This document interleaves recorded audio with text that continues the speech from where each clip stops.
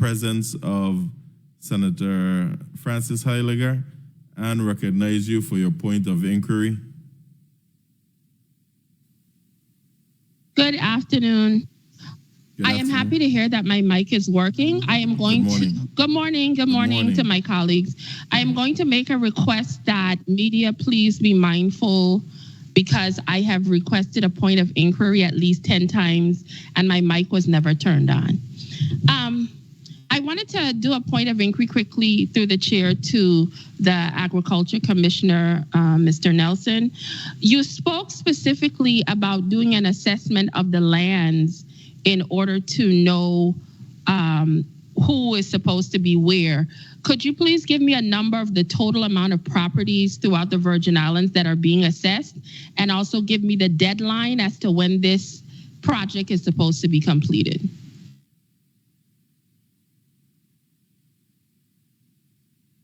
Testifier's mic, please, media. Go ahead.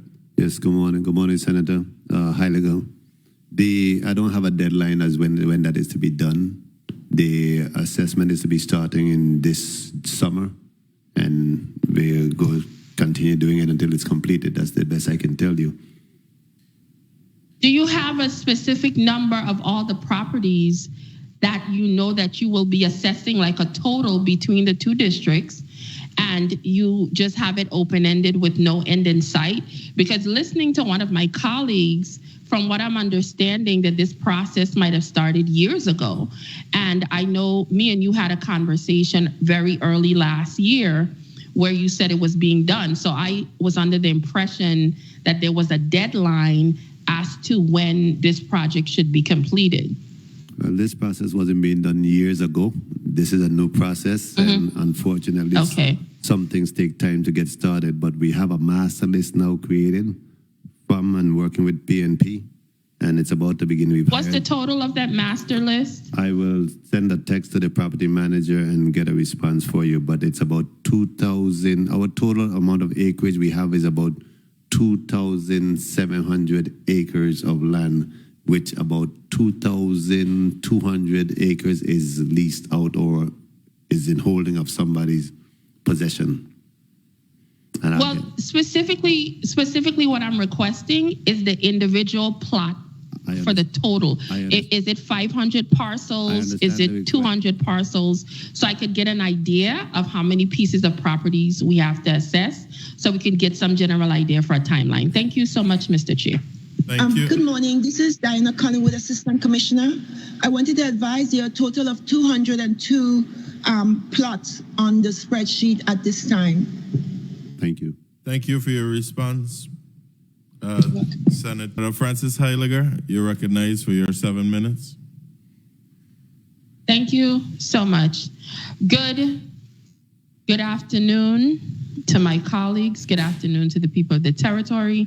Good afternoon to the testifiers. Good morning. The first question I want to continue onward with is dealing with the abattoir.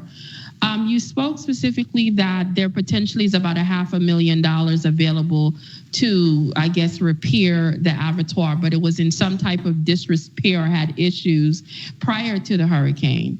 And there's also some dialogue and conversation around potentially relocating it. Would that $500,000 be sufficient, or have you guys already potentially done an assessment to decide if moving it is something that should be done? An assessment was done. They determined that the building structure is good enough to rebuild. That is why it came up as a surprise to me when we're still going back now and having a conversation about possibly moving it. That money that we're talking about was an assessment. A PW was done to assess the cost of repairs, of reconstruction. Okay, as the commissioner, why are you surprised? Somebody else was having the conversation with you, because I would assume that would have been something you were privy to. How do you become surprised as a conversation about potentially moving the abattoir? That almost sounds like you weren't aware of it.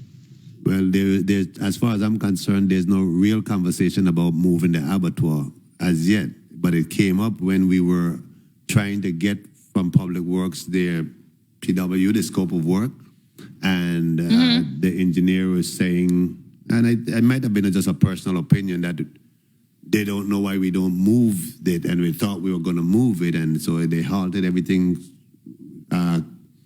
supposedly to determine some. So basically, because now that's why I'm diving into this, because the people of this territory, specifically in the district of St. Thomas, St. John, granted, some are appreciative that the services are available to be shipping over back and forth, but it's still an inconvenience for those that live here. So I'm trying to ascertain how serious we are about progressing about using this $500,000 to actually repair the location. But if you're telling me that other people have other thought process and then things are getting halted because of just thought process, without actually having things set in stone, that's a problem for the people of this territory, specifically the District of St. Thomas, St. John. So I know you might not have all the information, but I'm requesting through the chair to get some follow-up information as a definitive as to when things are going to be completed project-wise, so we could get some kind of idea when this is going to be done. I wanted to ask you, one of the biggest issues that I have conversation with farmers here, and I know my colleague touched on it a little bit, has to do with water. And I'm not going to sugarcoat this. This is literally the conversation that I have almost with every single farmer in trying to understand how do they tackle the water situation. Some of them were down in Bordeaux, the Fortuna area, the water tanks. Some people talk about catchments. What are the solutions in dealing with the farmers? Because this clearly is a major issue. What are some of the solutions that you have come up with, or the agency has come up with, or do you see as future solutions to assist the farmers in solving this water problem they have? There are many approaches to the water problem. What we've done is we have some discussion going on with the NRCS, UVI, WAPA. They've had several meetings. Some initial steps are being taken to repurpose some monies that was there for a cistern to clean and dredge and line the ponds, fix some of the pipings. So it's some like short-term fixes, and I can let Ms. Collingwood speak of where we are, but we have some monies right now being repurposed. We already started purchasing some of the supplies. There's an engineering assessment's been done. The NRCS out of Puerto Rico has made several visits to the site, so it's being done in a real comprehensive way. At the end of this, when we finish this, we shouldn't have a water problem at all in Bordeaux. But Ms. Collingwood, you want to add to this conversation? Yes, good morning. This is Diana Collingwood, the Assistant Commissioner, Department of Agriculture. We have been working long-term to address the issues. We've met with farmers. We have some funds that were pre-allocated for assistance repair in Bordeaux. We are using those funds to shore up the existing infrastructure to ensure we have a consistent supply and distribution system in place. It's ongoing. We recently purchased a storage trailer to hold the equipment securely on the Dorothea feeder grounds. That just came in like a week ago, and we are in the process of spending the funds to do the repairs we discussed to the existing infrastructure. Do you guys have a time frame for a completion of this, so the farmers could understand, well, okay, this is another 6-month project, this is another year project, before they could see some viable solutions to assist them in getting their farming done? Well, in this case, the $185,000 DOI grant must be expended by September 30th. So we are trying to expedite the expenditure as much as possible. Okay, thank you so much. Commissioner Nelson, I want to have I can't really sugarcoat what I'm about to say, so I'm just going to be a little direct. With all of the farmers that I speak to on a regular basis, I happen to be married to one. When I'm out in the community and having direct conversations with them, the perception is that you're not doing a very good job. And I'm trying to understand, in listening to them, they're not happy with you being at the helm of the agriculture department. They feel that they're not getting the type of support they need. They feel they're not getting any traction. They feel there's a lot of issues that could have been resolved but are being dragged out. They have expressed that they had a lot of high hopes when you became the commissioner, but as of now, those hopes are not part of their reality. Can you share with me, why do you believe that this perception has come about? And what do you think can be done to resolve it in a way that you could have a better working relationship with some of the farmers in order so that agriculture could be at the forefront? Because it's very important to me as well as many people in this territory. I can't speak to why they have the perception. A lot of these issues in agriculture are long-standing issues that's been in existence for decades. I spoke of them even as a senator.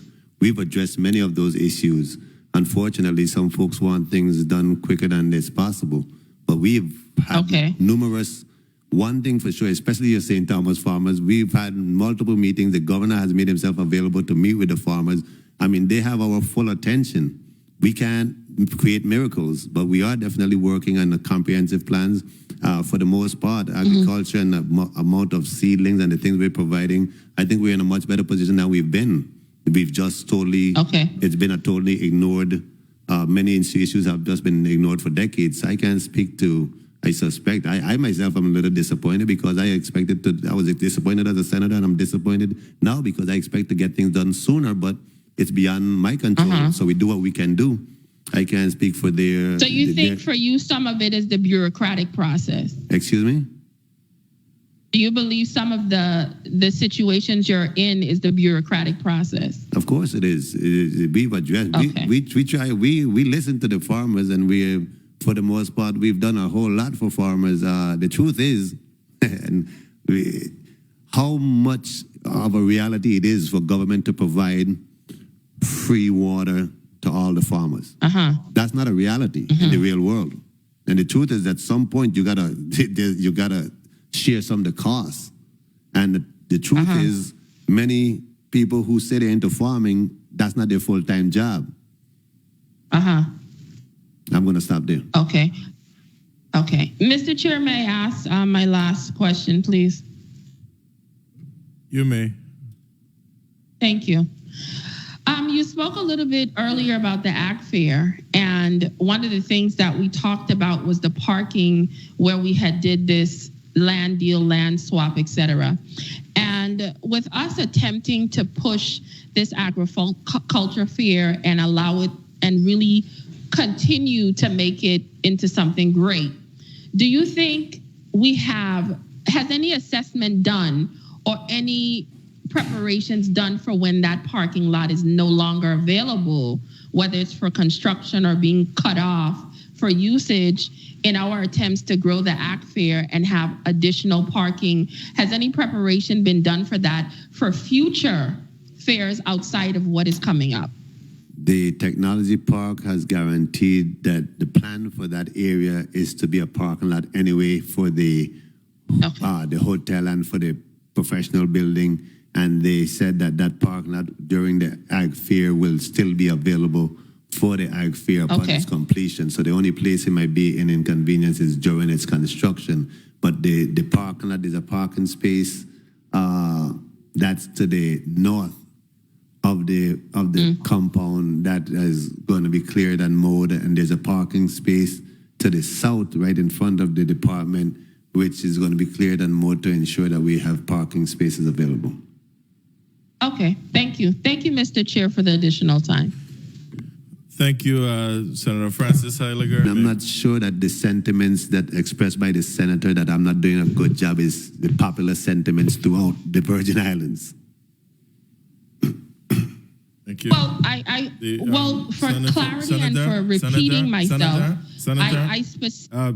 media. Thank you. Francis Heiliger.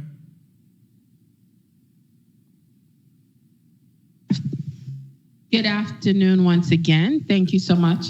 I want to, in my wrap up, I just have two questions.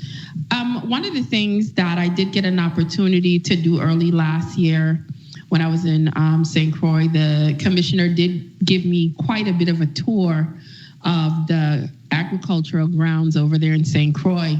And we did have a nice tour of the abattoir over there. One of the things that I had an opportunity to do was to have direct conversations with some of the staff and hear and listen to some of their major issues. One of the things I wanted to ask you quickly about, I spent some extensive time with some mechanics that were there, and they had some major issues they outlined as to raises and being put on par for the services they provide in maintaining the equipment and various items in the agriculture department. Has any of those mechanics been put on step, or are we in a process to making sure that their salaries are even somewhat on par for the type of work that they do? Because when I was hearing their salaries compared to what I know an average mechanic might make, they were astronomically pretty low. Has any traction been made in that area? All the employees receive some increases. I won't say that their salaries is really matching what the industry dictates, but they've had some increases, and there's going to be negotiations supposed to open this year regarding wages. Okay. So some of them are okay for now until we continue on with negotiations. I'm not certain that they're okay for now. They've gotten an increase, and of course they look forward to negotiations. Okay. One of the other things in regards to when I was there with the abattoir and we had the tour of it, what percentage do you see that the District of St. Thomas St. John utilizes to have their services transported over out of all the work that you do, whether on a monthly basis, example? It's a small percentage. There's not much slaughter demand from St. Thomas. So like in the report here, it shows out of the animals we did for the year so far, we got 10 pigs from St. Thomas. Out of do you think that because they're not utilizing the services, what options do you think there might be? Self-service? Do you know of any other type of businesses here in the territory that might provide the services outside of utilizing the government? How do you think they're handling that? You talking about for slaughter? Yes. There's only one certified, USDA certified slaughterhouse in the Virgin Islands, and that's the abattoir of the Virgin Islands Department of Agriculture. There's only one. Any other slaughter that's going on is illegal. So anything else, according to you, is illegal? Okay. Well, thank you for sharing that information. According to the law, bush kills are illegal. The reason why USDA certified abattoirs are utilized, because that's how you minimize any outbreak of contamination in food. Okay. Well, I asked the question because I wanted to know how our farmers were coping. You know, I was a young lady that grew up on those bush skills. I think sometimes as we advance in our society, we go a little bit far in trying to make protections, but you have millions of people that somehow survived on these bush skills for years. But I do understand protections, and I hope that the services at some point, if we get the one here in this district up and running, at some point that they'll also be available here to the people of this territory in this district. Thank you so much, Mr. Chair. Thank you. Sen Francis Heiliger, you're recognized for your 7 minutes. Thank you. Good afternoon to my colleagues again. Good afternoon to the people of the territory. Good afternoon to Executive Director Dow and his support staff. The first thing I wanted to jump into, I want to speak a little bit about the competitive grants. Well, even here locally, as you know, 2 days ago, our own governor announced that we are putting out competitive grants for small businesses here in the territory, which I encourage everyone to go and really apply for. The ending of that, you could submit by June the 15th for up to potentially $50,000 to assist your small business. But the reason why I brought up in regards to your agency, when it comes to the Biden infrastructure plan, what procedures have you guys put in place to really aggressively go after these fundings to make sure that you get a piece of the pie? Couple things we do. We have consultants that work for the Port Authority all the time, and they get paid on projects. So if they can't help us to bring revenues in, there's nothing for them to be paid on.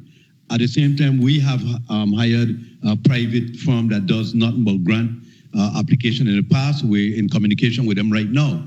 But bear in mind that some of the grants, though, are not just competitive. Some of them are formula driven. Mm-hmm. So we're going to get regardless. So that's how the port survive, especially on the airport side, through those kind of grants. But long story short, we have our folks. We have Miss Anis Hodge, who that's one of the things that she do primarily look for, search for, and us to go after them. But we always must know what we don't know and where our strengths and weaknesses lie.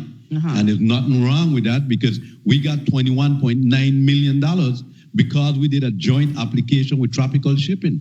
They brought the expertise in the grant writing and all of that to the table. Uh-huh. We were the applicant. Our staff, the same engineering folks, we provided the details of the information. But sometimes, getting there and putting this all together, and at the end of the day, nothing happens outside. Even with these grants, it takes a little political maneuvering to sometimes cross the finishing line, even nationally. Okay. Well, I'm happy to hear that even stepping out and partnering with other businesses, that has afforded us to even get the type of grant monies that we need. So that's a definite blessing. I want to ask you a little bit about the hiring initiatives that were spoken about. Have you guys been successful in getting some of the positions you needed filled and the type of people to come to the Port Authority? How well are you doing with that aspect of it, marketing and recruiting people to the Port Authority? Recruiting, bringing people and keeping people is another thing, because, let's be honest. Take, for instance, Tafari Nelson in St. Croix. We knew him, the Port Authority knew him as a summer student. We knew him going to UVI. We knew when he graduated from, I believe, don't hold me hostage if I have it wrong, but we knew when he graduated from college. And we sought to try to bring him home. He came home. Same thing with Kai Smith. Earl was at another private company. We brought him, All Thomas. And so, but the problem is bringing him. We had a young man, Gregory, and he went to greener pastures. And there's nothing wrong with that, because we cultivate them. And if they have to move, they have to move. But what I believe we must do, not only the Port Authority, we must make sure that when we talk about paying somebody $100,000 was spent 4 years in college, the parents paying all kind of, we make a big issue out of it. And we have to be prepared to push back and say to this community that when our children prepare themselves, $100,000 is nothing in terms of paying these individuals. And we still are to do a better job on the compensation end, because these people could step away from the Port Authority or Public Works any day and do a project and kind of get the money. They have to want to be there. But we do, a decent job we just had some job announcement. The Port Authority is, in fact, a great place to work. Folks, I think they're compensated, pretty okay. We can do better. We ought to do better, but the finances always dictate. Because when the cruise ship came to the territory for 2 years, that's over $16+ million. And what the port were able to do with the help of the governing body is keep every employee on our payroll. Okay, thank you. When it comes to the berthing contract in regards to Royal Caribbean, what is the financial impact of that? And does that cause any issues with potential competitors being able to tell me a little bit about that? No, our berthing contract, again, we currently have a contract with RCL. Yeah. And that contract, they have to guarantee a certain amount of dollars through passengers. And remember now, we only speak in Crown Bay. And so that's close up. Contract is probably in excess of close to $7 million. Okay. At the time, but we believe that there'll be some changes somewhere in the future. And before I continue, did I hear time? I want to make sure. No, you okay, didn't. thank you. When we were talking about the travel and transportation between Crown Bay and Cruise Bay, and what are some of the things that you think that could be done to really incorporate even businesses from that perspective into that travel, even through promotion through the Port Authority? Well, part of what we're doing, matter of fact, in St. John, I was up there recently, and folks, you go up to St. John, you wouldn't believe the opportunities that have came about. Mm-hmm. I took the folks from Royal Caribbean Destination, folks, they had a grand tour of St. John. So local people have the opportunity to as well participate. Besides the land-based tour operators, right now I know there's a need. There was a business up there one time with these kayaks. That kayak will accommodate about 300 people a day. Kayaks.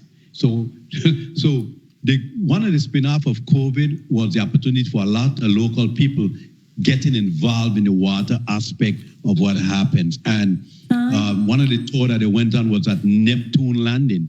If anybody goes to St. John, Neptune Landing is a quiet secret in terms of the spectacular scenery and restaurant there at Neptune Landing. The properties owned by St. Johnians. And that's what we tried to do. When we had the folks from Royal Caribbean here, we just didn't take them to the basic places. We take them to meet and to deal and interact with local people who wanted opportunities. And that's what you'll see happening this coming tourist season. Definitely. I want to ask another question in regards to cargo shipping, because we were hearing, even with individuals that came here for rezoning and even conversation with businesses closing throughout the Caribbean when it comes to cargo shipping. Has the Virgin Islands made any kind of assessment or plan to potentially see how we could potentially become the cargo shipping hub of the Caribbean, or something to that extent as another way of diversifying what we do here in the Virgin Islands? That's an excellent question, Senator. I think we're well on our way. Oh. This body, and sometimes you guys don't even recognize the work you do yourself. They ain't doing nothing. I've been a part of this body. But when that enterprise zone was passed in certain areas of this territory, it created opportunities. The phones have been ringing off the hook. Take, for instance, in St. Croix. And we showed you recently that huge warehouse that is under construction should be finished in September. The opportunities as you move supplies and goods through the territory, is how do you store them? How do you keep the supply chain going?